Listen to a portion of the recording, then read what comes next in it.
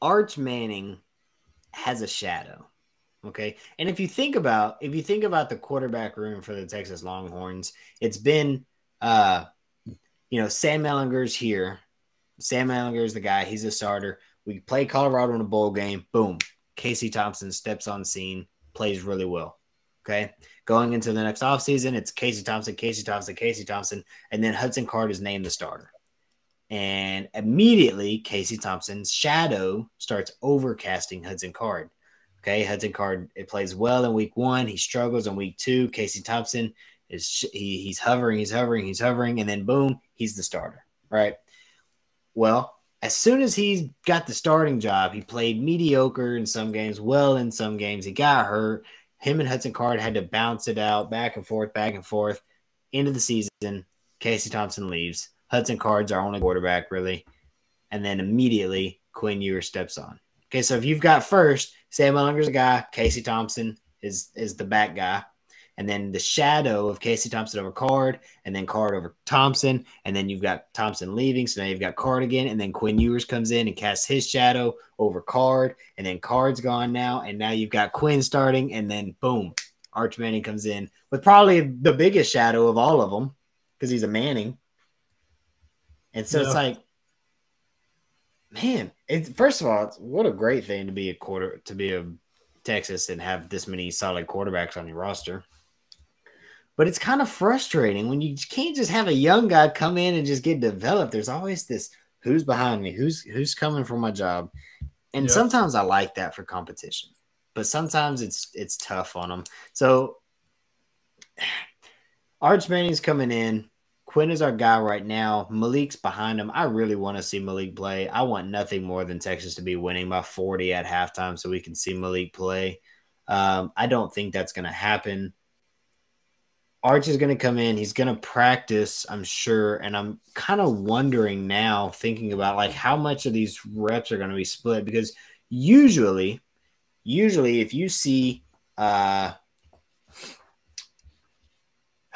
usually you've got your one, right?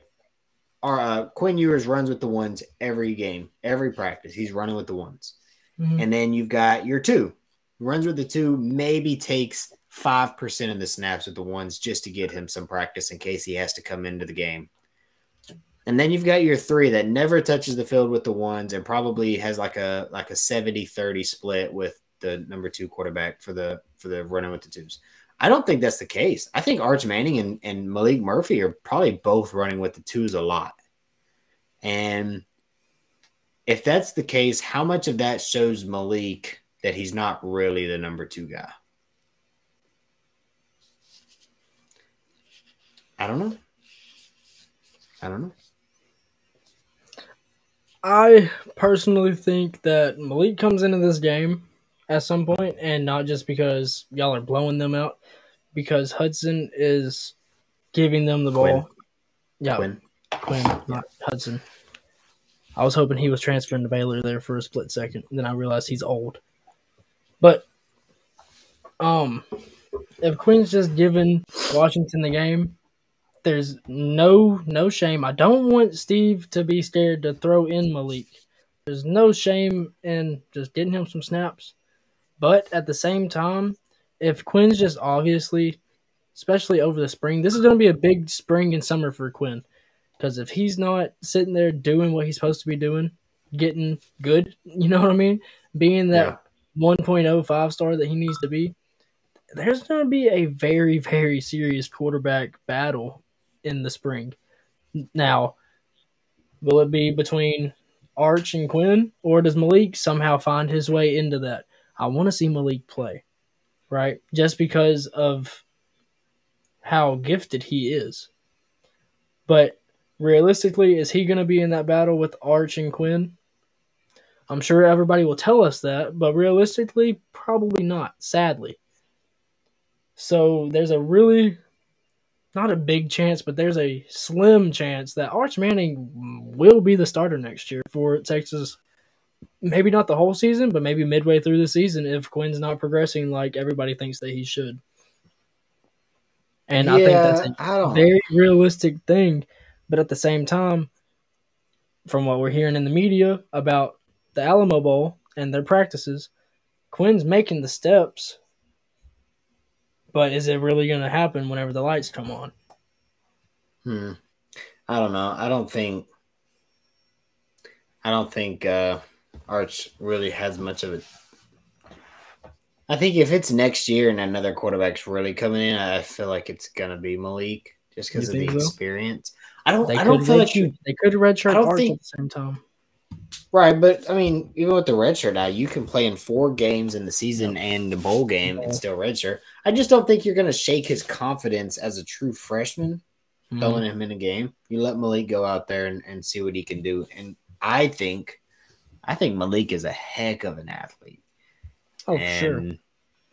He might. I sometimes worry about, like, man, if I say worry, I don't care who's the quarterback. I just want to win. I just want to win. I just want to win. But I wonder if Quinn got hurt in week 2 like he did last year, and where Hudson Card comes in, it's Malik this year. I feel like Malik is athletic enough to be actually play so well that you wonder, do we put Quinn back in when he gets healthy? Kind of like Stetson Bennett, how he took JT Daniels' job at Georgia. It's like, if Quinn got hurt and Malik came in, I think Malik is athletic enough to take the job from him. Like, maybe he's not good enough in practice to win it that way, where Quinn would just have to be atrocious and Malik comes in and is amazing. But in a game setting, like if Quinn's hurt for 5 weeks and Malik comes in, goes 5-0, do you pull that guy? I don't think you would. So the quarterback battle going into the the quarterback battle going into the 2022-2023 offseason is going to be an interesting one for sure. I think year 1, I thought I wanted Hudson Card to get it. I thought Casey Thompson would, but I wanted Card, and I was right. Year 2, nobody had any doubts that it was going to be Quinn. Year 3, I would say I feel a good 90% sure it'll be Quinn going into next year. So, with that being said, this is a good opportunity that we got 2 people watching. If y'all got any questions, throw them in the comment section and we'll answer those real quick. For the 2 people watching, appreciate y'all. We're currently at 285 subscribers. We do have a goal of 300 by the New Year's. So if y'all don't mind considering subscribing to the channel, we're going to do a giveaway at 500.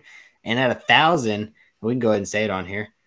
We do want to do a giveaway at 1,000 where we try to get me and Logan to both go to the Texas Baylor game and have 1, maybe 2 of y'all join us. That would be the goal. So I think it's pretty well thought of goal, personally. Yeah. I think it happens easily. It doesn't cost you any money to subscribe and just be entered to win. So there you go. 1,000 IQ plays.